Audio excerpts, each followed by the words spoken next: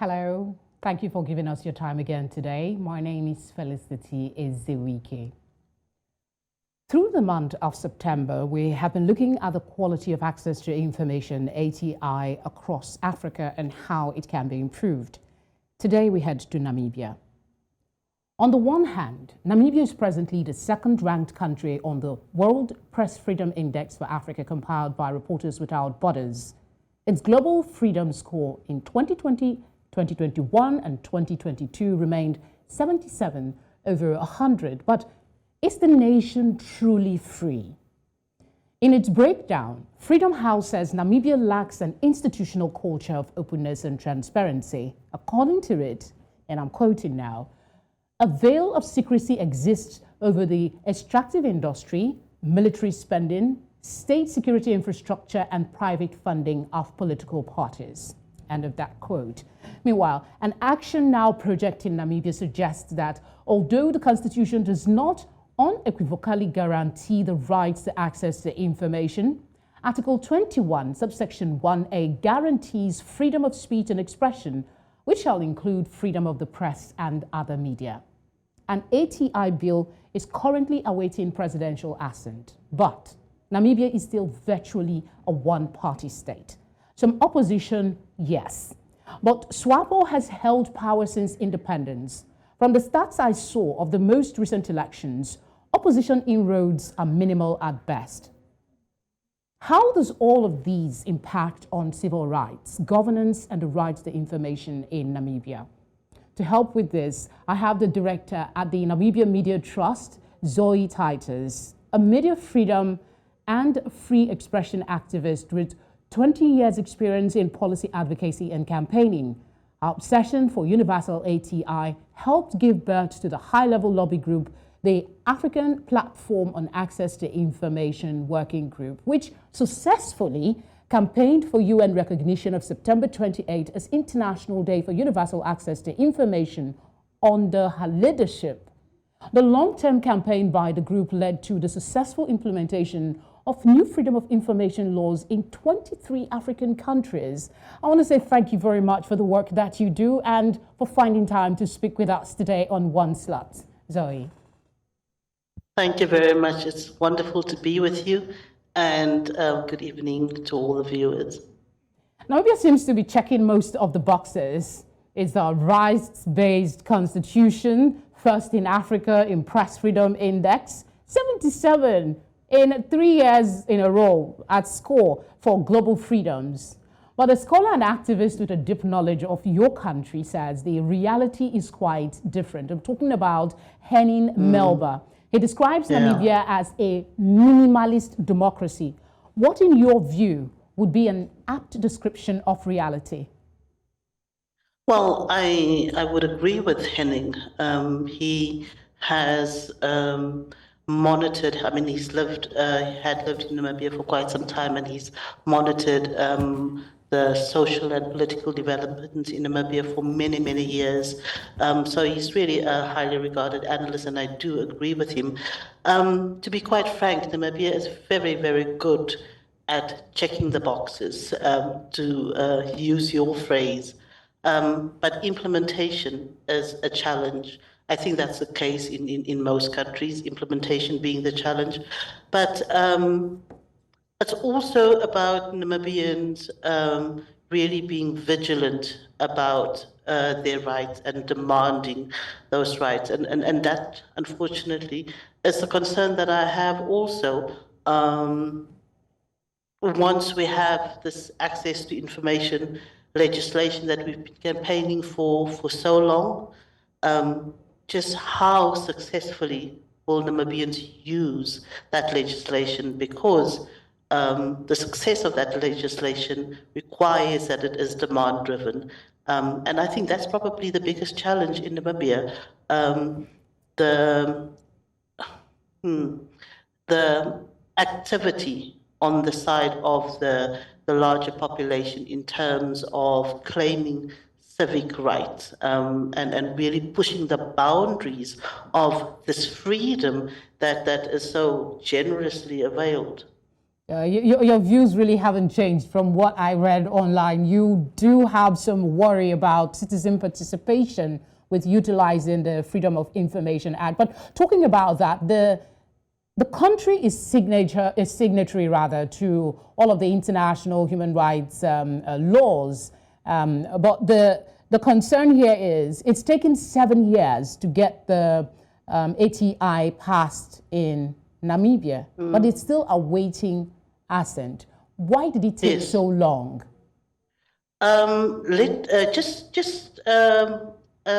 For correction, as a matter of clarification, this has taken a lot longer than 7 years. About this dispensation when it was brought back, right? Okay. Yes, that's my reference. Keep in mind that it is our current president, who was then Prime Minister in 1998, who made the first public statements around the need for access to information legislation. That dated back to 1998. It is only in 2012 that this Action Coalition put the issue on the agenda, and then in 2016 that we worked alongside government using the African Union model law as a template to develop national legislation. So, I mean, there's a lot of history behind the campaign for access to information in Namibia. That is true. That is true. I was just trying to put a time frame between when this current dispensation, when it came in 2016. So go ahead and tell us why you think it took this long, really, for a country that checked all the boxes, like I mentioned earlier. One would expect that Freedom of Information Act would have been a foregone conclusion. But as at 2022, we're still waiting for signature from the president. I think specifically access to information and legislation specifically requires political will. And I don't think that our legislature are so keen on an access to information law. I recall that the previous Minister of Justice warned colleagues about the implications of passing such legislation and the challenges that it might pose to people, especially those who would want to sweep, information under the carpet. So it requires political will, and especially in a country where, you use yourself. Okay, I think the network has interrupted her. Zoe, do we have you back? Oh, okay. Sorry. Yes, it froze for a bit. Yes. I had indicated earlier that access to information specifically requires political will, and this is in a country where I think corruption is becoming endemic. I think many people or those who follow news in Namibia would be familiar with the big fish rot scandal that has hit Namibia since independence in 1990. It is about the abuse of funds related to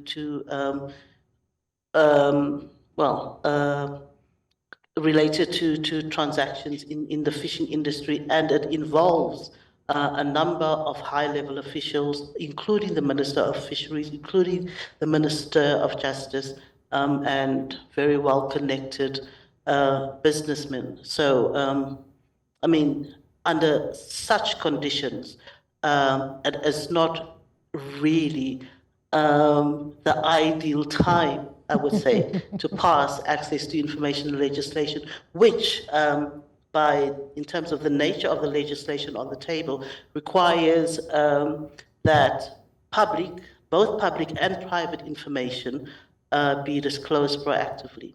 So, yes, that is the situation at hand.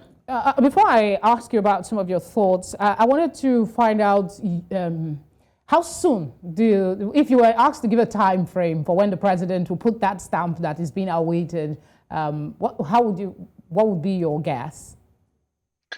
Well, this is the challenge. I think that there is quite some pressure to pass the legislation. I mean, it has been on hold for so long. So hopefully by the end of this sitting of Parliament, we should have the legislation promulgated. Then the next challenge that comes along is that of implementation, because even if the legislation is gazetted, one would still need to ensure that there's budgetary provision for it to enable its implementation. And that can be a challenge. I mean, we have the current experience of whistleblower protection, a whistleblower protection act, and a witness protection act that was promulgated in 2017, but is yet to be implemented. There is such an important linkage between that legislation and the access to information legislation that is currently on the table. Okay, of course there will always be challenges in any part of the country, world rather, when it comes to implementing rights. But specifically to Namibia, you did say you've expressed this much already, that these rights does not actually translate to actual expression. You know, you don't get to use it. You've already expressed concerns about some of the challenges. In this kind of climate, what impact would passing the law really have if there are already challenges and then people are not inclined to exploit the opportunities that are inherent in the Act? Well, the important thing to note here is that, I mean, I think the first challenge that we had many, many years ago when we started campaigning for this legislation was that in the minds of politicians and even the wider public, this was a media bill or legislation really benefiting the media. And it's only with time that we changed the narrative on it and made people understand that it's really a very, very important developmental right for all citizens. So, yes, the media will continue doing its investigative work, but the impact of this legislation would be that it would ideally simplify and aid the work of media, especially investigative journalists. But the most important, I think, impact of this legislation is that there would be a legislative framework, a legal guarantee to the right to access to information. But I mean, you must understand that by no means is this law perfect. This law could have been better, or at least what is before the National Assembly could have been better. But it's by all intents and purposes a relatively good draft. But that legal guarantee has major implications, I believe, for appreciating. Okay, Zoe, you said something that is instructive, that there is this perception that the Freedom of Information Act is specifically for the media. But is it really for the media? Well, I mean, I was alluding to the fact that that's the perception. For many, many years, it's been the perception of politicians and or policymakers and the larger public. It's only, I think, let's say around 2005, 2006, that the narrative around campaigning on access to information changed such that people began to understand that access to information is a developmental right. And as the bedrock and the foundational and enabling right to other human rights. So, but as I said, that was the perception Okay, that is changing now. And it certainly has changed, especially I think with the very successful campaigning around the Sustainable Development Goals, for example, where access to information, or let's say SDG indicator 16.1, is around access to information. So, I mean, it makes the very, very strong link between access to information and development. Yeah, there are some who would argue, I want us to move on from this part of the conversation, but I need to ask this. There are some who would argue that the awareness you talk about that is growing is mainly among the elites. Those in the rural community might not be as aware of the rights when it comes to ATI. So what inroads would be your thinking has been made in awakening the common citizen on how they can use the act when it eventually comes to play? It's very interesting. I think that, and this is very interesting. I actually came to this conclusion just a little while ago, that for many of our governments, access to information is largely related, or they link that to, let's say, ICT infrastructure as an indicator of access to information, when there are so many more things to consider. Of course, I mean, our ministers and our politicians will speak about the digital divide and how people access information, and it being largely through ICTs. But I mean, the way that rural communities communicate across the continent it goes way beyond just access to ICT infrastructure. We have an oral tradition, a very strong oral tradition still, and civil society organizations have used that as, I think, a tool to develop greater awareness around access to information. Yes, awareness must still be developed, or greater awareness must still be developed. But I think that's a challenge for all of us, for civil society, for governments going forward. An important aspect or element that normally happens just before or after such legislation is passed is that there would be, on the part of government and mostly and on the part of UNESCO, who is very involved in promoting such legislation, there is generally an assessment of the levels of awareness of access to information and what strategies should be followed to improve such awareness. And I mean, we have been campaigning, I mean, aside from campaigning for the legislation, a big part of that campaigning has been around creating a mass movement and a movement of informed citizens to push for this legislation. In the case of Namibia, I would say that there is a generally good level of awareness of this legislation. But as always, more can be done.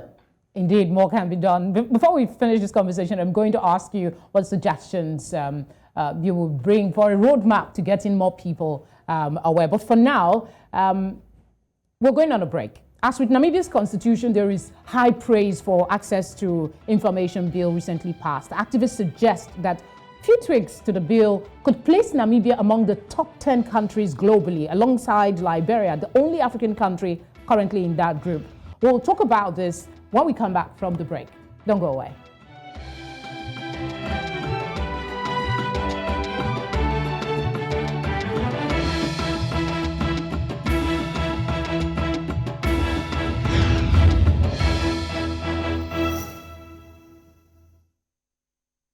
Good to know you're still with us. I still have Zoe Titus with us.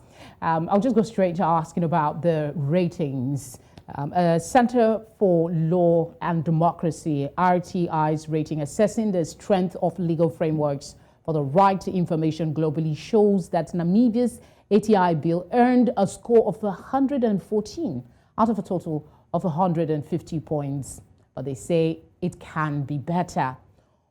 What areas of that bill is keeping it from an almost perfect score?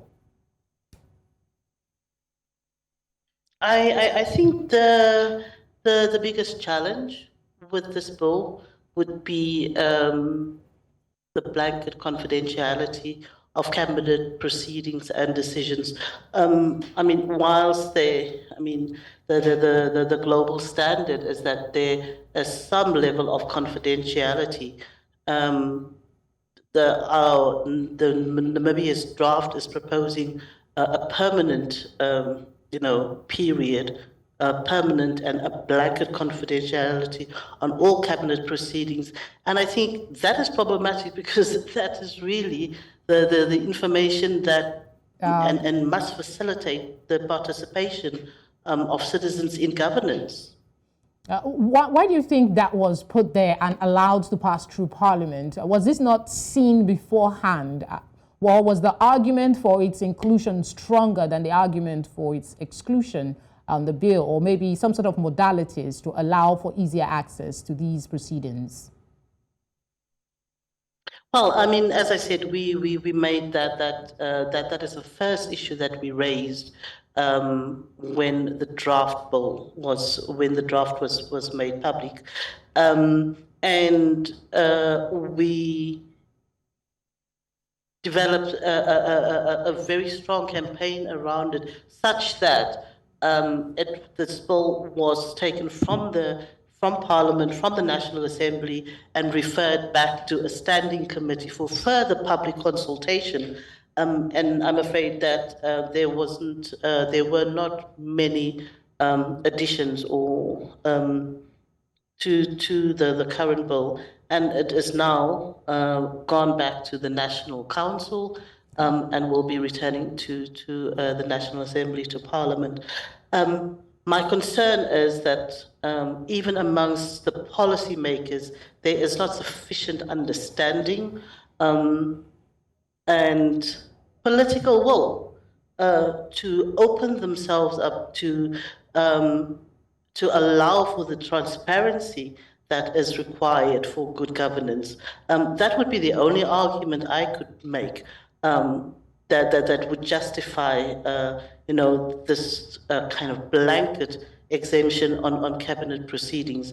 I think that there's also a concern about the way information, which is still under discussion in that platform, has been leaked to the media. It has been consistently mentioned by parliamentarians.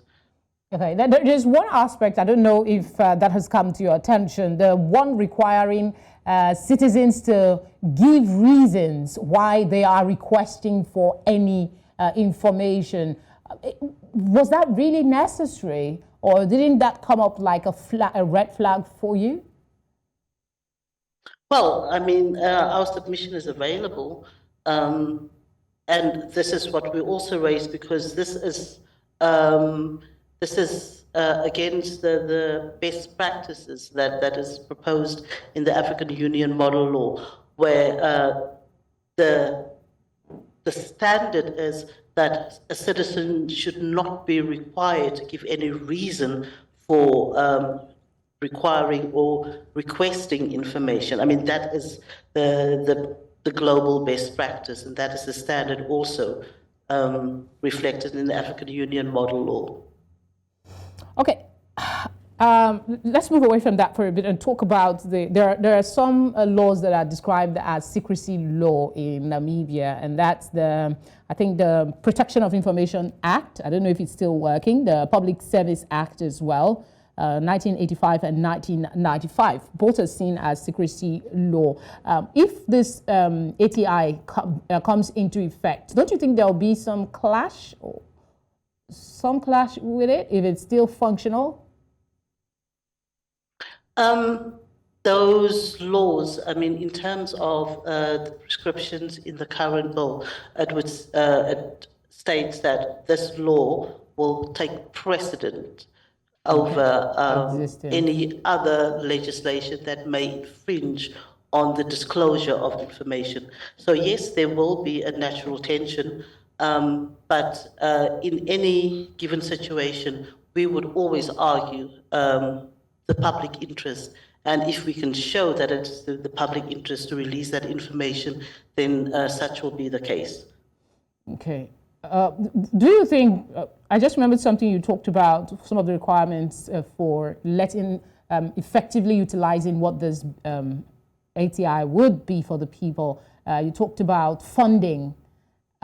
Do you see a willingness from all your observation of the government to infuse the necessary funds to and allow the independence of whichever commission comes up to oversee implementation of the act? Do you see a willingness from the government?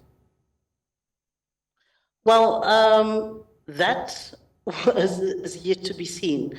I mentioned to you earlier that there are two pieces of legislation, the Whistleblower Protection Act and the Witness Protection Act, that have been on the shelf since 2017. And the argument for it is that there is not sufficient funding to enable the implementation of this legislation. So, considering the current financial crisis in which the country finds itself, I foresee that it might take some time before adequate resources might be available or be made available to facilitate the implementation of an access to information law. The other issue, I think, that is, that has just recently come to my attention as information in relation to the implementation of this legislation. Our initial proposal was that the Information Commissioner, that we require the confidence and that the position of the Information Commissioner is protected and that that office is independent. But it appears now that the Information Commissioner will be appointed by the Minister of Information and most probably be housed within the Ministry of Information. I think fundamentally that is problematic because the impression I get from that kind of move is that the informationer then will be serving a public information role or the overseer. We missed you a bit. Sorry, the network cut you off for a second. Could you repeat the last few words? Okay. So as I was saying, my concern is that with the position of the Information Commissioner within the Ministry of Information, it raises with me alarm bells about the independence of the Information Commissioner, or the perception, I think, on the part of our Ministry of Information that this Information Commissioner serves a public information role or a public relations role, as opposed to facilitating and ensuring the implementation, and that is problematic, and that discussion is yet to be had in Namibia at this point. Okay, I believe your group will continue to push for acceptable conditions for the implementation. But let me ask you, before we go on another break, I want you to, this is your forte, journalists and the work that they do. There is an allegation that there is self-censorship among journalists when it comes to reporting possibly what the government is doing and all of that. Is that a real concern or just a mere allegation? If it is a real concern, what do you think is responsible for such attitude? Because if the journalist is afraid of doing his or her job, then the end product is, is defeated. Exactly. And then what does that say about Namibia's ranking on the Global Press Freedom Index if journalists are, in fact, do not feel safe and free to report? I do believe that there is a level of censorship. I think that censorship is fueled by excessive pushback from parliamentarians, from politicians, to journalists requesting information. And it's not just at the point of the public servants, it is also, I see this pushback also coming from the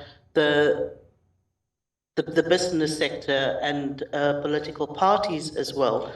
The perception that it is generally, acceptable to refuse access to information and threaten journalists when it comes to the use of information that becomes available to them.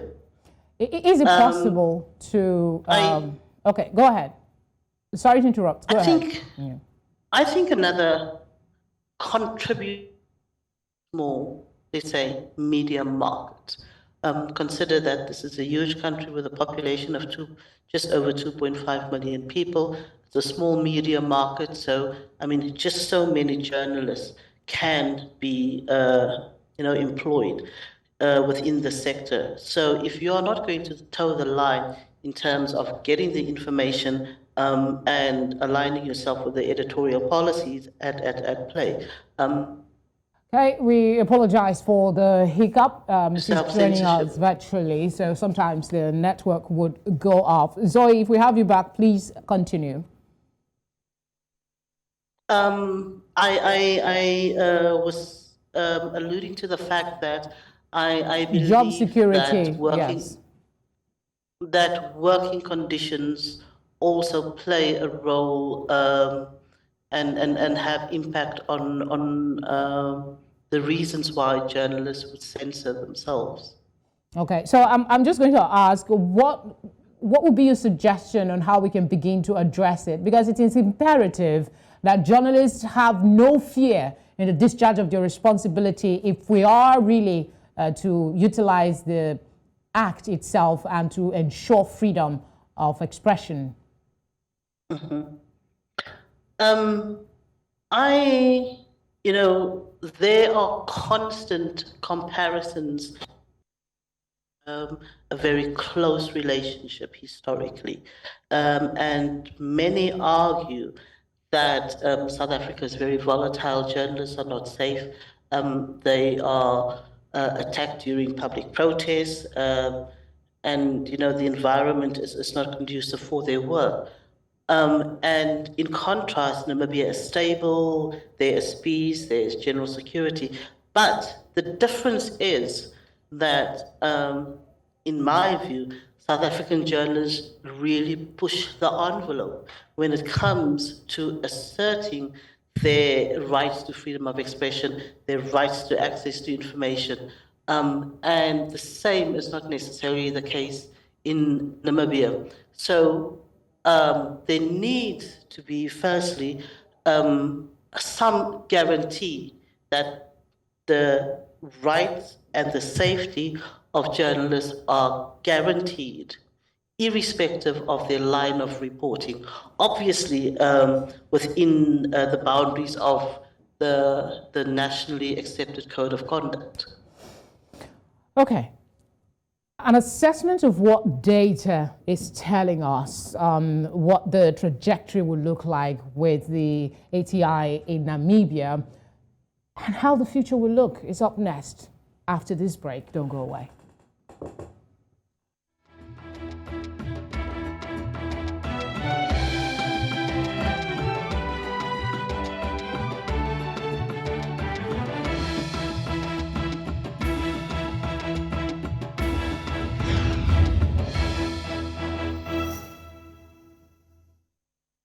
Thanks for being there.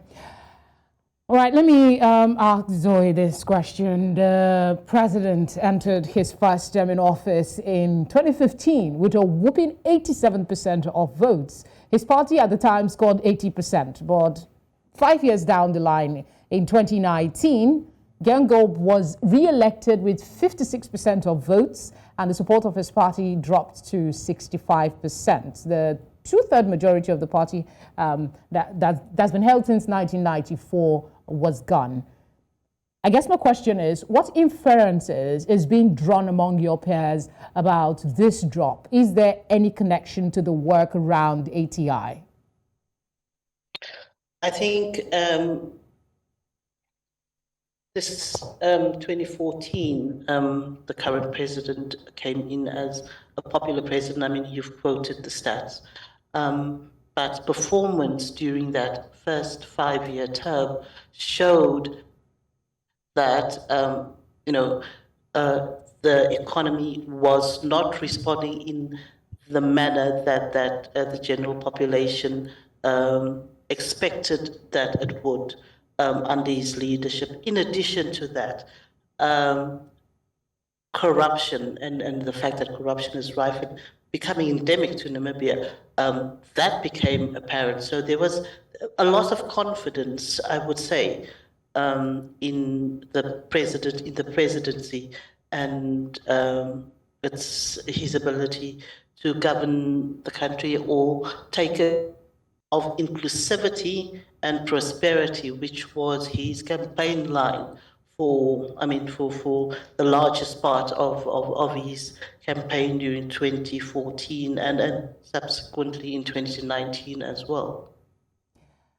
Okay, I hear social media has helped ordinary citizens whose voices have been largely absent in mainstream media to take part in national discourse and influence opinion. How true is this view? And if it is true, can it be sustained and expanded? That's a very interesting question. And I must in all honesty tell you that, I am following it very closely. I can definitely confirm that social media has been very influential in terms of civic participation, especially on the part of the youth, who has made it known that they are not happy with the status quo. But whether or not the online campaigns translate into voting citizens, that is the biggest challenge, because it has not been the case, I would say.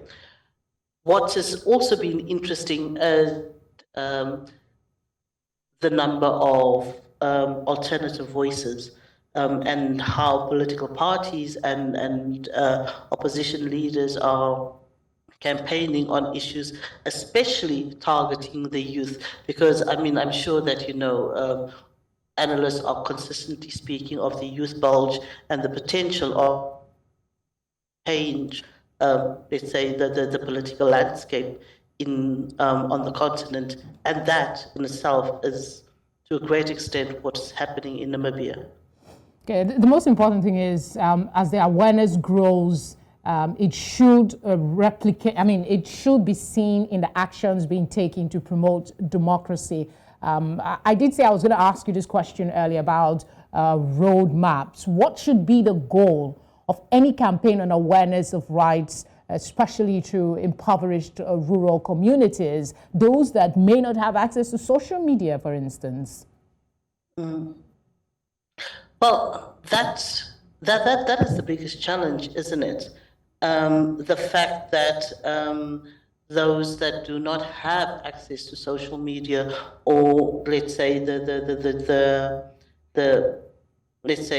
contemporary means of communication networks, are left in the dark and are vulnerable to misinformation and disinformation. And I fear that that is the nature of political discourse in in Namibia at the moment, and that is what is circulating largely on social media. I don't foresee that, keeping in mind that Namibia's next election is in 2024, so potential candidates are already, on the rise and starting their campaigns. What is going to be important is that they move away from depending on their liberation credentials and really tackle the issue of poverty, intense and disparaging poverty in Namibia. I think that is the biggest issue that will remain a challenge for any candidate. That candidate can ensure inclusivity and alleviation of poverty and the closing of this huge, huge gap between the haves and the have-nots. Okay, I guess that takes me to what future you see in terms of freedoms for Namibia in, say, 10 years from now. Zoe, did you? There is a general decline in freedom of expression in Namibia overall. We have spoken about the issue of self-censorship. We have spoken about the issue of endemic corruption. It does not bode well for Namibia unless there are some really sincere and drastic changes to public policy that is inclusive and is really geared towards redistribution of wealth and access to resources.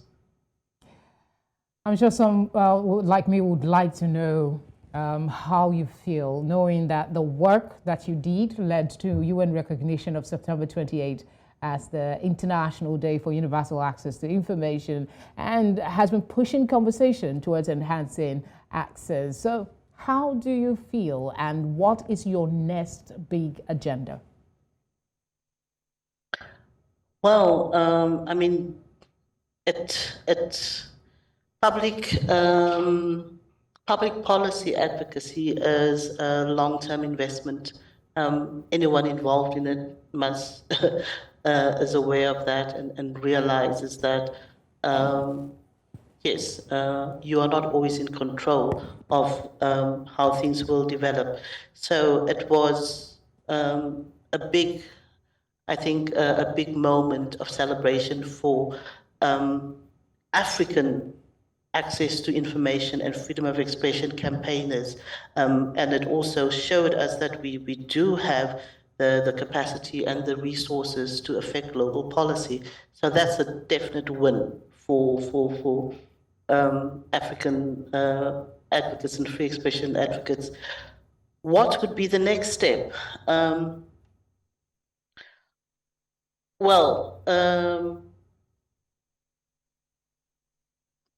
What we have of September 28th as International Day for Universal Access to Information is also an understanding that access to information is a developmental right, and the subsequent API, that's the how we refer to it, the API Declaration really spells out the right to access to information in all its manifestations, as it relates to the extractive industry, as it relates to people with disabilities, as it relates to the environment, etc., etc. I think there needs to be clarity on further clarity on that, and policy that guarantees greater inclusivity. Right, the network has really interrupted our conversation today, but we still were able to achieve a lot. I must say thank you very much, Zoe, for speaking with us. We appreciate your time and the work that you do. Thank you very much. And that's it for today. But before I go, let me echo words I consider mantra. Access to information is vital for every development outcome. People must realize that without the power of information, we will never be able to better our lives. Think about it. Thank you very much for watching. You can catch a repeat of this show on News Central TV YouTube channel. Don't forget to subscribe while you are there for everything Africa. See you next time.